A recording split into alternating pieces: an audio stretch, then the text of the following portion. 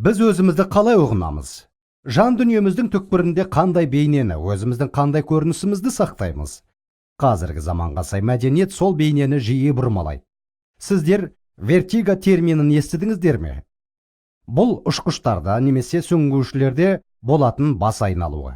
Ол оттегін алу үшін жоғары көтерілудің орнына төмен жүзіп бара жатады. Бір кездері мен сондай бас айналуды ұшақта болған уақытымда басымнан кешірдім. Ондай жағдай кішкентай ұшақпен қою бұлттың ортасымен немесе боранда ұшып бара жатқанда болады.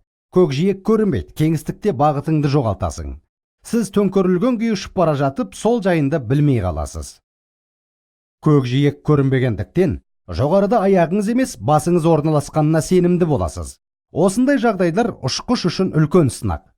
Ол сенімді ақпарат ретінде қай нәрсеге сенім артады? Жан жағына қарап, өз күшімен кеңістікте жөн табуға тырысқанда өзінің сезімдерінің, эмоциясының айтқанына ма? Немесе ол бағдар көрсететін құрылғылары нақтырақ болғандықтан соған сенім арта ма? Білесіздер ме?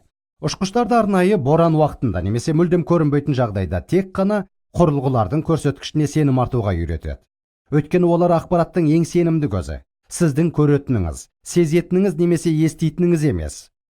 Мен мынаған сенімдімін. Апта сайын дерлік өзім рухани вертиго деп атаған күйді сезінем. Менің эмоцияларым, қоршаған ортам бір нәрсені айтады. Ал Құдайдың сөзі, киелі құралдар, мүлдем басқа нәрсені айтады. Мысалға, мен күнә жасап, істемейтін нәрсені істеп, айтпайтынды айтып қойып, және сол жөнінде шынайы тәубе етіп өкінсем, мен сонда да өзімді кінәлі сезінуді жалғастыра берем. Менің эмоцияларым маған кінәлісің деп қайталайды, ал мен соны өз көзіммен көріп тұрмын. Алайда киелі құралдар Құдай сөзі. Римдіктерге арналған хатта былай дейді: енді Иса Мәсіхпен тығыз байланыстағы адамдарға Құдай жазалау үкімін шығармайды. Мен ең дұрыс сенімді ақпараттың көзі ретінде қайсына сенімімді артам? Өзімнің сезіміме, эмоцияларыма ма?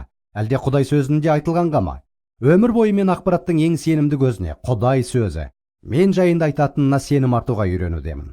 Және білесіздер ме, менің сенім артуым күшейген сайын, менің өмірім тұрақтанып жақсара түсуде. Және Құдай орнатқан қарым-қатынас мені одан сайын қуанта түседі.